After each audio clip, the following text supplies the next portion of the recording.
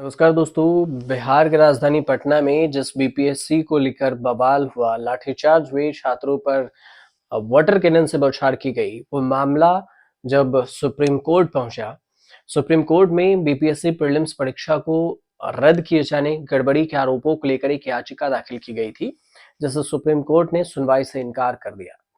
अदालत ने याचिकाकर्ता को ये मामला पटना हाई कोर्ट में ले जाने का निर्देश दिया है। क्या कुछ कहा है कोर्ट ने, आपको इस वीडियो में बताते हैं। सुप्रीम कोर्ट ने कहा है कि वो छात्रों और प्रदर्शनकारियों की भावनाओं को समझता है, लेकिन इस मामले में याचिकाकर्ता को पटना हाई कोर्ट का दरवाजा खटखटाना चाहिए। अदालत ने यह भी कहा है कि इस तरह के मामलों में स्थानीय न्यायालय की अगर बात की जाए तो ज्यादा प्रभावी और सही मंच होते हैं। कोर्ट में याचिकाकर्ता के अनुच्छेद 226 के अधिकार क्षेत्र के तहत पटना हाई कोर्ट जाने को कहा है।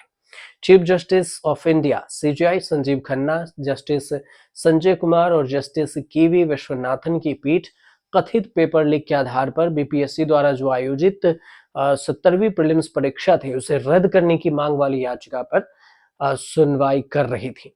याचिकाकर्ता ने बीपीएससी के परीक्षा के संचालन की जांच के लिए एक सदस्य और एक बोर्ड बनाने की भी मांग की थी। बीपीएससी की अगर बात की जाए तो बीपीएससी की प्रीलिम्स परीक्षा थी वो 13 दिसंबर को हुई थी। सुप्रीम कोर्ट ने इस याचिका पर कहा कि इस याचिका को आनंद लीगल एंड फोरम ट्रस्ट नाम की संस्था की ओर से दायर की गई थी, जिसमें बीपीएससी की प्रारंभिक परीक्षा में धांधली का आरोप लगाते हुए इसे रद्द करने की मांग की गई थी। इसके साथ ही परीक्षा में कुछ गड़बड़ी की जांच के लिए सुप्रीम कोर्ट के पूर्व जज की निगरानी में सीबीआई से कराने की भी मांग हुई थी, लेकिन जिस पर सीजीआई की अध्यक्षता वाली बेंच ने कहा है कि याचिका में रखी गई सभी मांग पर विचार के लिए पटना हाई कोर्ट सक्षम है। बेंच ने कहा है कि इन मांगों के लिए सीधे सुप्रीम कोर्ट आने की जरूरत नहीं है, उन्हें हाई कोर्ट में अपनी बात रखनी चाहिए। याचिकाकर्ता के वकील ने बहस के दौरान ये भी आरोप लगाया कि बिहार पुलिस ने प्रदर्शनकारियों पर लाठीचार्ज किया है और हाईकोर्ट इस घटना का स्वतः संज्ञान ले सकता था, क्योंकि यह घटना मुख्य न्यायाधीश के आवास के पास ही हुई थी। हालांकि बेंच ने इस दलील को अस्वीकार कर दिया और मामले को आगे सुनने से भी इनकार कर दिया और सीधे पटना हाईकोर्ट भेज दिया है। ये पूरा मामला जो शुरू हुआ था वो 13 दिसंबर 2024 को बीपीएससी की जो प्रीलिम्स परीक्षा हुई थी वहीं से।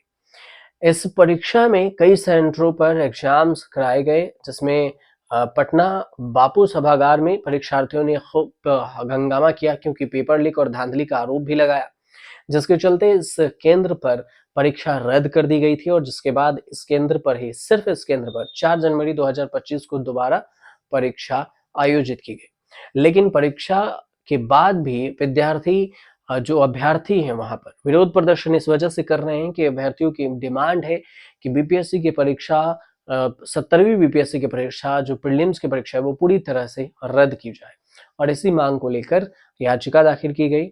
सीएम हाउस से भी मिलने की बात हुई थी और हाल ही में आपने देखा होगा कि वहां पर जो प्रशांत किशोर परीक्षा को नेतृत्व करने पहुंचे थे छात्रों को, उन्हें भी पुलिस गिरफ्तार की थी, जमानत पर उनकी भी रिहाई हुई थी। अब इस पूरे मामले को लेकर आगे क्या कुछ होता है ये आने वाले वक्त में ही पता चलेगा।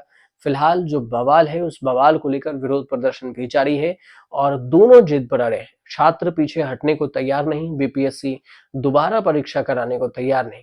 बीपीएससी ने तो इतना तक कह दिया है कि इस परीक्षा के जो रिजल्ट हैं प्रीलिम्स परीक्षा के, और 4 जनवरी को जो परीक्षा कराए गए थे बापू सभागार, उन सभी के 25 से 30 जनवरी के बीच में रिजल्ट भी घोषित कर दिए जाएंगे। अब देखना ये होगा कि इस पूरी परीक्षा को लेकर आगे क्या कुछ होता है। फिलहाल आपको ये जानकारी सही लगी हो तो चैनल को सब्सक्राइब कीजिएगा, शेयर कीजिएगा, कमेंट कीजिएगा।